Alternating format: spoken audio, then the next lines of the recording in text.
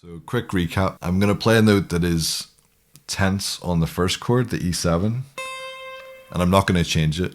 I'm just going to wait for the band to change their chord and make my note make sense. So here's the C over the E7, tension, band changes.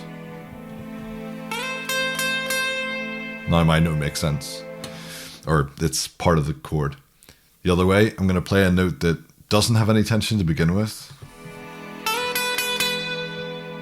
And then when the band changes the chord, it will make it tense.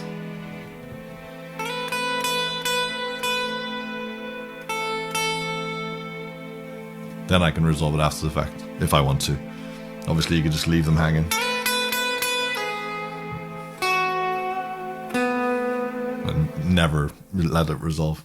But let's say you do want to resolve it, that's generally what you'd be doing. So if I have two chords, for example, A minor and E7, and you were going to improvise over those chords, and you were just trying to stick to playing strictly chord tones, no fancy melodic devices to start with. So if I'm playing A minor, I've got the notes A, C, and E, right? Or, and then E7, E, G sharp, B, D, or in the previous video we were talking about appoggiaturas, where you were playing a note that was in the scale but not in the chord, so it was next to one of the notes in the chord, and you were playing it on a strong beat on purpose to create tension. So if you have an A minor and I play a B on purpose, there's our A, let's say the target, but I'm going to bend up to a B on purpose to create tension, and then resolve. And we did this for all the other chord tones, so bending up a C until you hit a D,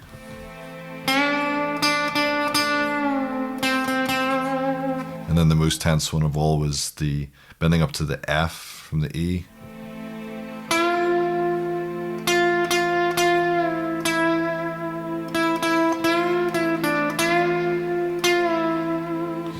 Okay, so today's suspensions and anticipations. So this is slightly different. So instead of playing a note that creates tension and then resolving it, we're going to hold on to a note that seems to have tension on the chord the band is on, but instead of resolving into the chord, it's waiting for the band to change so that the note that you're playing that was tense becomes more at ease, more at rest. But you haven't resolved it. You've let the fact that the band has changed the chord behind you make the note that you're currently playing make sense. So for example, if we have E7 going to A minor, so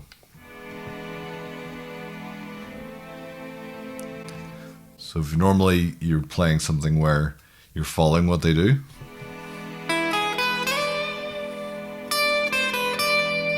and then okay, so let's say I'm playing a note that has tension over an E7, like a C, which should be that, if I was playing an appoggiatura, let's do that first. So I'd bend up to the C note and then resolve to the B, which is the fifth of this chord.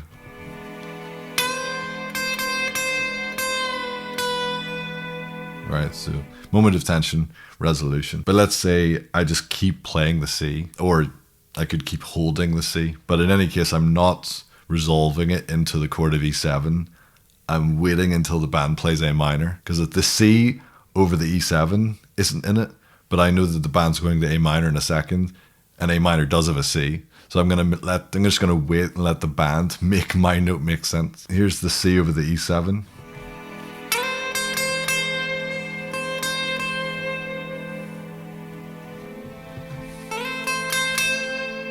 Right.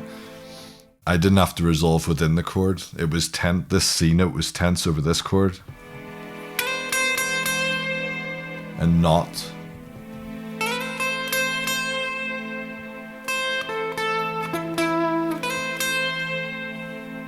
over the A minor. You were just waiting for the band to make your note make sense rather than having to resolve to so that your note makes sense with the band in the moment that it's in. So the other way of doing it is to play a note that makes total sense over the chord that the band's currently on. So for example, if I play a B, that's in the E7 chord.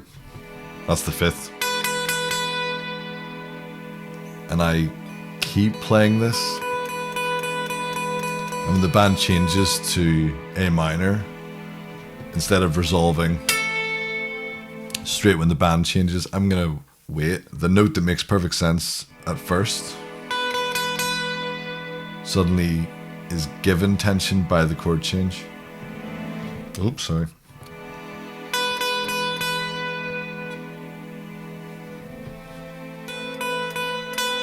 Right now it has tension still.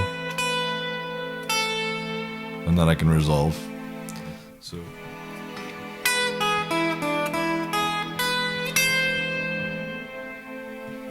again, I'll do 2 examples where I kind of do it as if I was waiting for it. So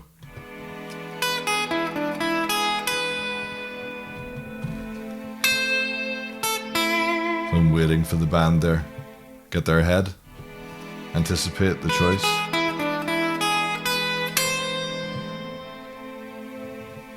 Now this can, at the minute I'm just doing it just before. But you can see this with jazz musicians where they will anticipate the bands change entire bars before the band actually catches up. So could be a bar or a bar and a half where the audience is dealing with a lot of tension because there's a clash between the chord that the band is on and the chord that the soloist is thinking of, and then eventually it catches up. You have rhythmic versions of this, right, where maybe there's an odd time signature, a common denominator between time signature that you're, superimposing on top of another one, and eventually they line up, where both of their beat ones line up, but there might be like 5 or 7 cycles between the 2 time signatures playing on top of each other. All right, thanks for watching. If you like these videos on different melodic ideas, feel free to subscribe. I've got about 5 more to get through, and then make a whole collection of melodic devices to make your melodies more interesting than just playing the chord tones. Alright, thanks for watching. I'll see you next time.